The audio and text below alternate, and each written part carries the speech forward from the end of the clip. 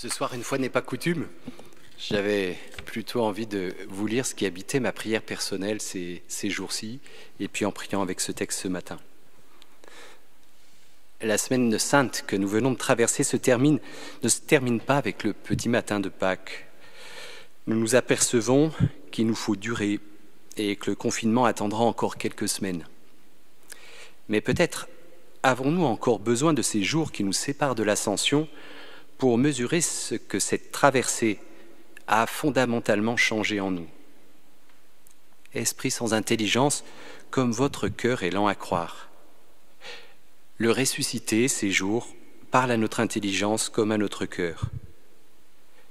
Pour les apôtres, comme pour nous, ce petit matin de Pâques n'a pas effacé l'incompréhension de ce qui s'est passé en ces journées de la Passion. Mais la dimension dramatique de cette crise est maintenant habitée d'une espérance singulière, indépassable. L'imminence d'une vie nouvelle s'installe dans l'esprit des disciples comme dans la nôtre. En cette octave de Pâques, appelée à durer encore quelques semaines, nous le sentons bien, il nous faut comprendre les signes des temps. Quelque chose s'est passé et nous hésitons. Il ne s'agit ni de succomber à la tentation facile de croire que tout a changé, ni de se satisfaire paresseusement de l'idée qu'au fond, rien ne changera jamais. Aujourd'hui encore, comme il y a plus de 2000 ans, l'événement de la résurrection éclaire notre cœur, notre regard de croyant et notre manière d'agir dans le monde. La perception de notre condition humaine a changé. Nous redécouvrons notre fragilité, celle de notre société que nous feignons de croire, il y a encore si peu de temps, toute puissante. Perception d'une machine économique dont il fallait sans cesse alimenter le moteur, quitte à ce qu'elle dévore le monde qu'elle est censée faire vivre, qui est aujourd'hui à l'arrêt et qu'il faudra redémarrer. Mais peut-être est-ce une opportunité formidable. Donner à l'économie une autre place, un autre sens que celui de la croissance pour la croissance, du progrès pour le progrès, en ne sachant voir dans la fragilité que l'échec, évacuant ce qui n'a pas sa place dans le registre de la rentabilité.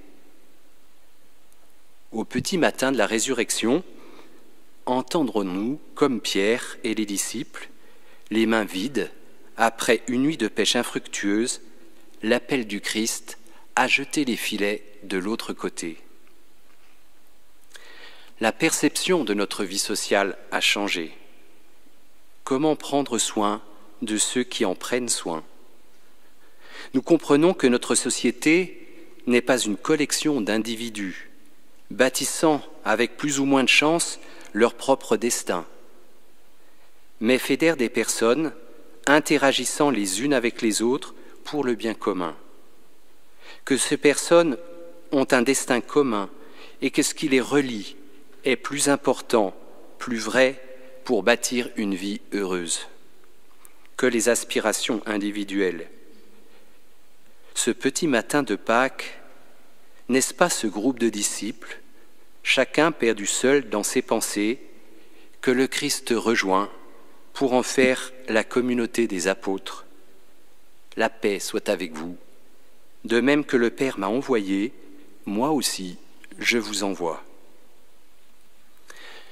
La perception de notre Église a aussi changé. Déjà pour Pâques l'an dernier, l'incendie de la cathédrale Notre-Dame de Paris avait éclairé de manière singulière l'angoisse de notre société de voir disparaître les signes de cette transcendance qui l'a façonné et l'habite toujours. Dans cette période de confinement qui a rendu nos églises encore un peu plus vides, nous redécouvrons la soif d'être réunis par le Christ, ensemble, autour de celui que nous célébrons. Une église qui ne réunit pas des croyants, mais qui constitue une communauté de croyants. Car là où 2 ou 3 sont réunis en mon nom, moi, je me tiens au milieu d'eux.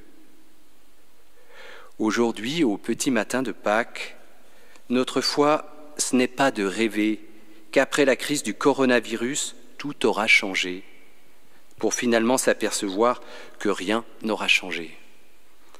Mais c'est accueillir la vie du ressuscité pour entendre son appel à vivre notre monde autrement.